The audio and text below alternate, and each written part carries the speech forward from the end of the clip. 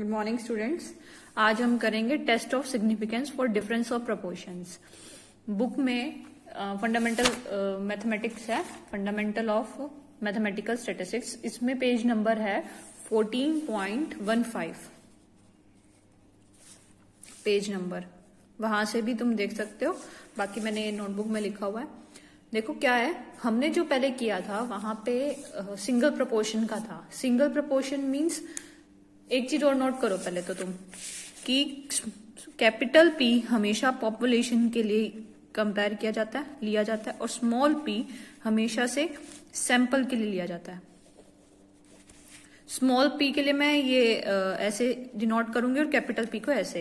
एक चीज याद रखनी है तुम्हें, जैसे सैंपल पॉपुलेशन का मतलब क्या है कि जो जनरल रिजल्ट्स होते हैं। अब मैंने बोला जनरली हमारे कॉइन में हेड और टेल की प्रोबेबिलिटी क्या होती है 1/2। तो वहां पे कैपिटल पी की वैल्यू 1/2, हेड में भी और टेल में भी, दोनों की क्या होती है 1/2। और स्मॉल पी में क्वेश्चन पे डिपेंड करता है कि क्वेश्चन में कहा कि कॉइन में शायद थोड़ी बहुत कमी रह गई जिसकी वजह से बार बार में हेड आ रहा है। उन्होंने बोला कि 600 टाइम्स में से 400 टाइम्स बार बार में हेड आ रहा है, तो इधर हेड की प्रोबेबिलिटी क्या बन जाती है 2/3। तो हेड की प्रोबेबिलिटी कब चेंज होती है, जब सैंपल्स ले रहे हैं। सैंपल में तुम्हें कुछ चेक करना होता है, तो तुम्हें जनरली याद रखना है कैपिटल पी जनरल रिजल्ट्स या जनरल पॉपुलेशन के लिए कि पूरी पॉपुलेशन का रिजल्ट निकालना है। उसके लिए मैं एक छोटा सा सैंपल उठाती हूँ, उधर हमने जो प्रोबेबिलिटी यूज करनी है स्मॉल पी यूज करना है और कैपिटल पी पूरी पॉपुलेशन के लिए यूज करना है। इससे पहले जो हमने आर्टिकल किया था उसके अंदर test of significance of single proportion का था। सिंगल प्रोपोर्शन का मतलब क्या था कि वहां पे जनरल रिजल्ट को सैंपल के रिजल्ट से कंपेयर कर रहे थे कि सही आंसर दे रहा है या नहीं दे रहा है। कि जो इधर जैसे मैंने बोला कि बार बार में कॉइन टॉस करने पे हेड 400 टाइम्स आ रहा है आउट ऑफ 600 टाइम्स, तो उसकी प्रोबेबिलिटी क्या हो गई 2/3, और जनरली क्या होती है 1/2। तो ये हमें चेक करना था कि कॉइन बाइज है या नहीं है। तो यहाँ पे सिर्फ कॉइन को ही चेक करना था ना, एक ही प्रोपोर्शन को। तो कॉइन बाइज है या नहीं बाइज है, इसे तो इधर से तो वैसे देख के ही पता लग रहा है कि कॉइन बाइज्ड है, तो हम उधर प्रूव करते थे। तो यहाँ वो हो गया सिंगल प्रोपोर्शन।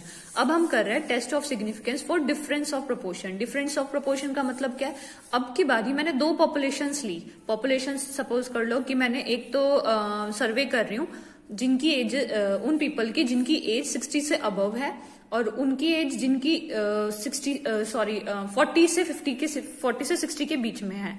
तो दो पॉपुलेशन हो गई, 60 अबव 60 वाले और बिटवीन 40 to 60 वाली।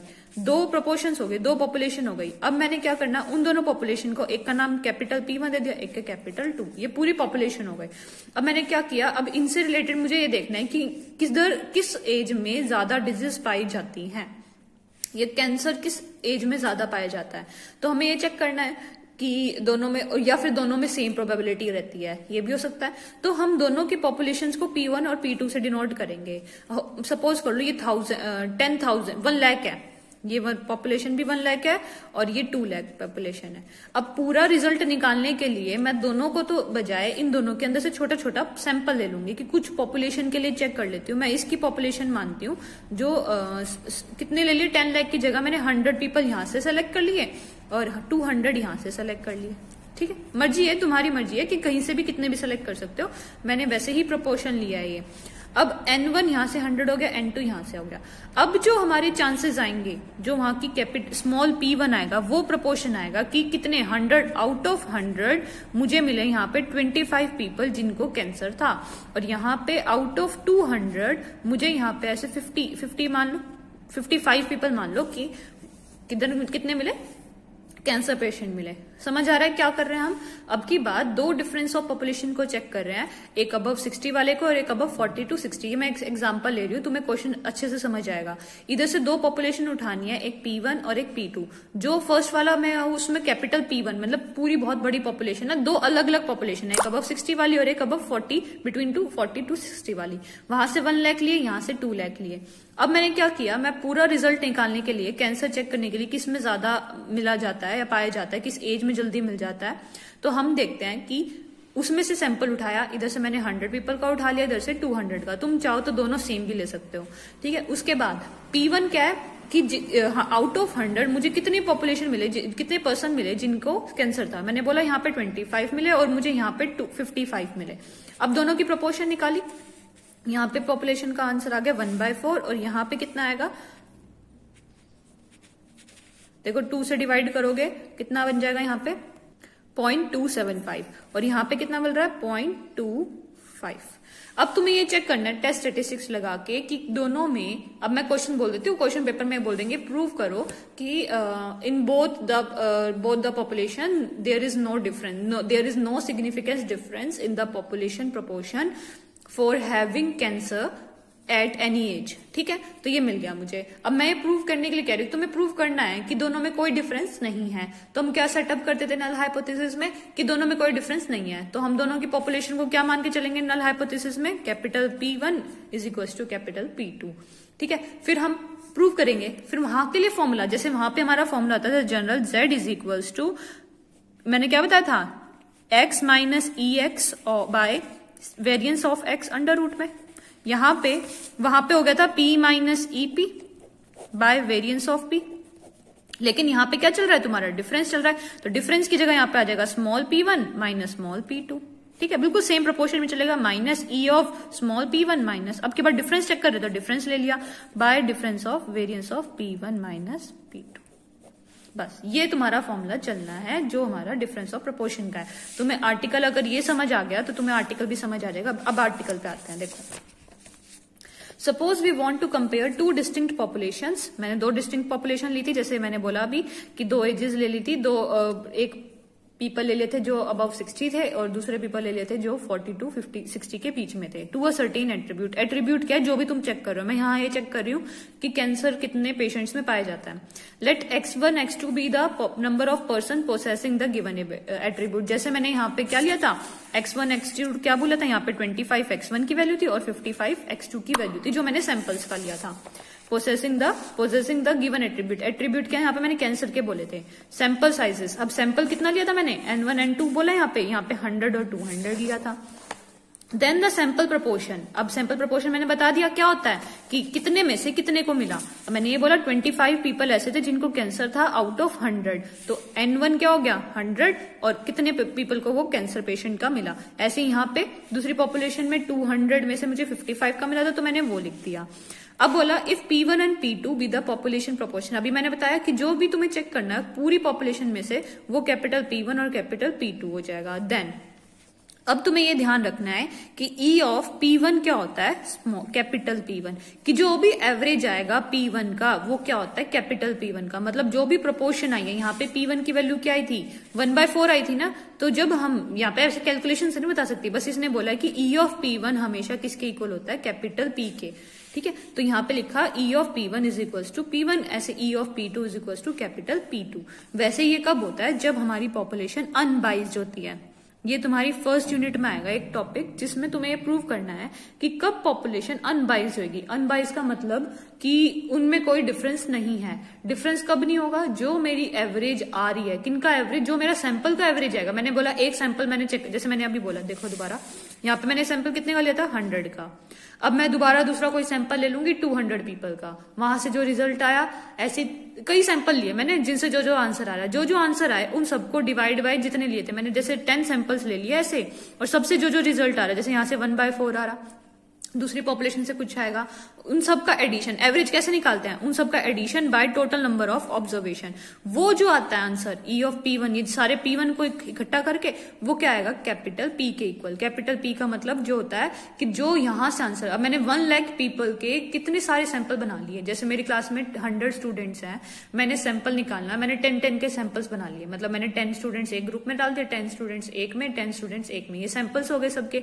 सबका जो भी प्रोबेबिलिटी आ रहा है उन सबका एड अप करके जो पूरी क्लास का प्रोबेबिलिटी आएगा ना, कि आउट ऑफ 100 में से मुझे मिले 50 स्टूडेंट्स जिनके मार्क्स 80 अबव है। आउट ऑफ 100 स्टूडेंट्स कितने मिले मुझे, 50 स्टूडेंट्स मिले जिनके मार्क्स अबव 80 हैं, तो वो उसकी प्रोपोर्शन कितनी होगी 1/2। ऐसे ही मैं पूरी पॉपुलेशन, देखो मैं दोबारा लिख के बता देती हूँ, मैंने क्लास से लिए 100 स्टूडेंट्स और उसमें से 50 स्टूडेंट्स मुझे ऐसे मिले जिनके मार्क्स अबव 80 हैं, तो कैपिटल P की पॉपुलेशन का बस प्रोबेबिलिटी क्या हो गई 50 अबव 100, 1/2 आ गई प्रोबेबिलिटी अबव 80 वालों की। अब मैंने क्या किया, 100 पूरी क्लास के बजाय मैंने क्या किया, इधर से 10-10 बच्चों के सैंपल्स बना लिए। एक ग्रुप में 10 बच्चे, एक ग्रुप में 10 बच्चे, एक ग्रुप में, ऐसे करते कितने ग्रुप्स बन जाएंगे? 10 ग्रुप्स बन जाएंगे। इधर से मैंने कहा कि 2 बच्चे ऐसे थे कि जिनकी प्रोबेबिलिटी, जिनके मार्क्स अबव 80 थे आउट ऑफ 10 में, ठीक है। इधर से मुझे ऐसे 3 बच्चे मिल गए, इधर से मुझे 1 मिला। ग्रुप में, हर ग्रुप में कितने कितने बच्चे मिले और अब आउट ऑफ कितने? 10 के। तो यहां से जो इतनी भी प्रोबेबिलिटीज आई, यहां से आए मेरे 1/5, यहां से आएगी 1.3 मान लो, या यहां से 0.2 मान लो, 0.2, 0.3, 0.1, इन सब का एडअप करके डिवाइड बाय 10 ग्रुप्स है ना। ई क्या होता है? एवरेज। इन सब का addition by number of observation. जो भी आंसर आएगा वो किसके इक्वल आएगा? 1/2 के। कि पूरी पॉपुलेशन का जो रिजल्ट है वो सारी सैंपल प्रोपोर्शंस का एवरेज लेके वही आंसर वापस आएगा, अगर पॉपुलेशन अनबाइज है। जब तुमने कोई पार्शियलिटी नहीं की है, मतलब मैंने किसी बच्चे को रिपीट नहीं किया किसी ग्रुप में, या फिर कह लो कि मैंने कोई भी अलग से डिसएडवांटेज नहीं ली, तो उसका आंसर हमेशा क्या रहेगा? E of P1 is equal to capital P1, E of P2 similarly P2 हो जाएगा। वेरिएंस ऑफ P1 ऐसे ही जैसे वहां पे हम पढ़ते थे, वहां पे क्या होता था? E of P1 capital P1 है, और वेरिएंस ऑफ P1 क्या होगा? P1 इंटू में Q1 बाय N1। ऐसे यहाँ पे P2 Q2 बाय N2। ये तुम्हें ये लर्न करने हैं दोनों, ठीक है। नेक्स्ट, अब ये बोला कि जो हमारा जो सैंपल है वो बहुत लार्ज है, P1 and P2 are independent और एक दूसरे से इंडिपेंडेंट है और नॉर्मली डिस्ट्रीब्यूटेड है। नॉर्मली डिस्ट्रीब्यूशन का मतलब हम इधर कौन सा डिस्ट्रीब्यूशन यूज करेंगे? Normal distribution. तो इनका डिफरेंस भी क्या होगा? नॉर्मली डिस्ट्रीब्यूटेड होगा। कि डिफरेंस पे भी तुम ये लगा सकते हो। जब हम सिंपल P1 और सिंपल, जैसे मैंने सिंगल में लगाया था, सिंपल में मैंने क्या लगाया था? Z की वैल्यू क्या ली थी? P minus EP by variance of P, ये लिया था ना। ऐसे ही यहाँ पे जब मैं स्मॉल p पे लगा सकती हूँ तो उनके डिफरेंस पे भी लगा सकती हूँ फॉर्मूला। तो वही लगाया जैसे मैंने तुम्हें फॉर्मूला बता ही चुकी हूँ। वहां पे क्या होता था? Z में सिंगल प्रोपोर्शन में P minus EP by variance of P। लेकिन अब कौन से का चेक कर रहे हैं? डिफरेंस का। P1 माइनस, बस P की जगह P1 माइनस 2, ऐसे इधर से भी P1 माइनस P2 और इधर से आ गया। अब इन सब की वैल्यूज देखो, इसकी तो वैल्यू हम क्वेश्चन में ही निकालेंगे। E ऑफ P1 और इन दोनों की वैल्यू निकाल लेते हैं, ऐसे वेरिएंस की भी। इसने लिखा अंडर नल हाइपोथेसिस P1 और P2 क्या मान के चलते हैं? नल हाइपोथेसिस में भी मैंने बताया कि पूरी पॉपुलेशन क्या है? दोनों इक्वल है, कोई डिफरेंस नहीं है दोनों में। ये आगे लेके चलेंगे। फिर E of P1 minus P2 की वैल्यू चाहिए ना हमें क्वेश्चन में। E of P1 minus P2 की वैल्यू क्या होगा?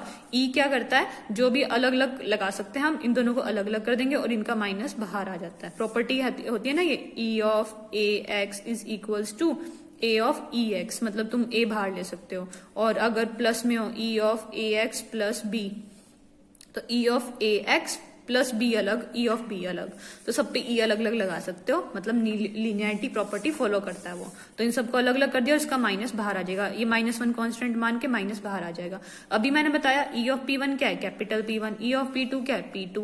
और अभी दोनों में H0 में क्या मान के चलेगी? दोनों सेम है। दोनों सेम है तो दोनों की वैल्यू सेम होगी, इसका मतलब 0 हो गया। तो इधर हम फॉर्मूले में क्या पुट कर देंगे? 0। तो खाली ऊपर क्या बच गया? P1 minus P2। नेक्स्ट है variance of P1 minus P2 की वैल्यू चाहिए थी, यहां से इसके लिए फॉर्मूला में पुट करना है ना। जैसे वहां पे हमारा फॉर्मूला क्या बन गया था? P माइनस EP की वैल्यू निकालते थे और इधर होता था NP, P minus NP by X minus हो गया था वहां पे। देखो दोबारा देखो, हमारा Z X minus EX by variance of X था क्वेश्चन में। तो X minus NP binomial distribution के लिए, और वेरिएंस क्या होता था? NPQ होता था। तो ये फॉर्मूला बन गया था। ऐसे ही यहाँ के लिए भी फॉर्मूला बना रहे हैं हम। Variance of P1 minus P2 की वैल्यू क्या आएगी? अभी वेरिएंस की प्रॉपर्टी तुमने पढ़ी है पहले कि वेरिएंस में ये प्रॉपर्टी होल्ड करती है। वेरिएंस अगर मैं लिख दूं 2x, तो वो क्या करता है? जो भी कांस्टेंट टर्म है उसका स्क्वायर बाहर लेता है और वेरिएंस अलग लगा देता है, ठीक है। तो जैसे यहाँ पे बोला variance of AX plus BY, ये बोला मैंने। तो इसका वेरिएंस क्या होगा? A स्क्वायर बाहर आ जाएगा, वेरिएंस ऑफ X अलग हो गया। ऐसे ही B स्क्वायर बाहर, वेरिएंस ऑफ Y। माइनस को वेरिएंस और होता है। को वेरिएंस मतलब इन दोनों में क्या रिलेशन था। अब मैं कह रही हूं अगर ये दोनों इंडिपेंडेंट है, दोनों का रिलेशन क्या हो गया? 0, तो को वेरिएंस वाली टर्म क्या हो जाएगी? 0। अगर दोनों में रिलेशन है तो मैं इसको ऐसे लिखूंगी, को variance of AX and BY। लेकिन तुम्हें यहाँ पे सब में ध्यान रखना है कि कोवेरिएंस क्या होगा? हमेशा एक दूसरे का इंडिपेंडेंट लेंगे, कि जो हमने सैंपल्स लिए हैं वो एक दूसरे से इंडिपेंडेंट है। जैसा भी मैंने बोला कि स्टूडेंट्स जो हैं वो मैंने 10-10 के ग्रुप बनाए और दोनों में कोई रिपीट नहीं किए, कि जो भी 10-10 के ग्रुप बनाए तो वो सब एक दूसरे से इंडिपेंडेंट हो गए। तो इसलिए कोवेरिएंस वहां क्या हो जाएगा? 0। तो ऐसे ही बोला variance of P1 minus P2 था। वेरिएंस ऑफ P1 अलग लिखा, -1 किसके साथ था? इसके साथ। देखो मैं ऐसे लिख सकती हूँ, variance of P1 plus -1 of P2। लिखा। अब क्या होगा, इसके आगे कांस्टेंट है वो स्क्वायर होके बाहर आएगा, 1 का स्क्वायर 1 ही होता है, वेरिएंस ऑफ P1। ऐसे -1 का स्क्वायर करोगे वो 1 हो जाएगा, तो वेरिएंस ऑफ P2 माइनस को वेरिएंस और होना था, लेकिन बोल दे कि जो सैंपल प्रोपोर्शंस हैं वो इंडिपेंडेंट है, इसलिए को वेरिएंस टर्म वैनिश हो गई, यहाँ पे बचा ही नहीं हमारा। तो variance of P1 minus P2 क्या आ गया, variance of P1 plus variance of P2। P1 की वैल्यू अभी बताई थी मैंने, वेरिएंस ऑफ P1 की वैल्यू ये थी दोनों की, P1 Q1 bye N1, P2 Q2 bye N2, दोनों की वैल्यूज पुट की। लेकिन H0 अंडर नल हाइपोथेसिस मान कर क्या चल रहा है, दोनों इक्वल है, तो इसको P के इक्वल मान लिया दोनों को, ऐसे Q भी इक्वल हो जाएंगे, क्योंकि Q क्या होता है 1 माइनस P1, जब P इक्वल है तो Q भी इक्वल होंगे, तो इधर PQ हो जाएगा, इधर भी PQ हो जाएगा, N1 bye N2, PQ common +1, ये हमारा आंसर आ गया। तो हमारा एक्चुअल फॉर्मूला क्या बन गया, Z P1 minus P2, E वाली टर्म तो हो ही गई 0 और वेरिएंस की वैल्यू आ गई। तो तुम्हें क्या जनरल फॉर्मूला यूज करना है, हर जगह ये फॉर्मूला यूज करना है, ठीक है। अंडर H0 हम क्या मान के चले थे, P1 P2 की वैल्यू इक्वल हो गई। फिर कुछ क्वेश्चंस में बोल देता है कि पूरी प्रोपोर्शन का P निकालो, पॉपुलेशन P निकालो, P की वैल्यू क्या आएगी, कैपिटल P की वैल्यू। तो तुम्हें याद रखना है N1 plus P1 plus N2 into में P2 by N1 plus N2, N1 into P1 plus N2 into में P2 by N1 plus N2। ये तुम्हें फॉर्मूला याद रखना है कि जब तुम्हें स्मॉल P1 और स्मॉल P2 की वैल्यू दी गई होगी और बोला होगा, जैसे ये कब आएगा आंसर, जब H0 एक्सेप्ट हो जाएगा। H0 एक्सेप्ट का मतलब दोनों पॉपुलेशन क्या थी, सेम थी, तो उसकी वैल्यू बताओ, कैपिटल P की वैल्यू क्या आएगी। तो हमें बस जस्ट फॉर्मूला याद रखना है और वैल्यू पुट करनी है। X1 वही होता है, मैंने तुम्हें बताया था, P1 की वैल्यू क्या होती है, X बाय N, ये होती है ना N1, तो X की वैल्यू क्या हो जाएगी, N1 इंटू में P1। तो बस वही N1 P1 को X1 माना है। दोनों में क्वेश्चन में कुछ भी दे सकते हैं, तो दोनों में से कुछ भी पुट कर लेना।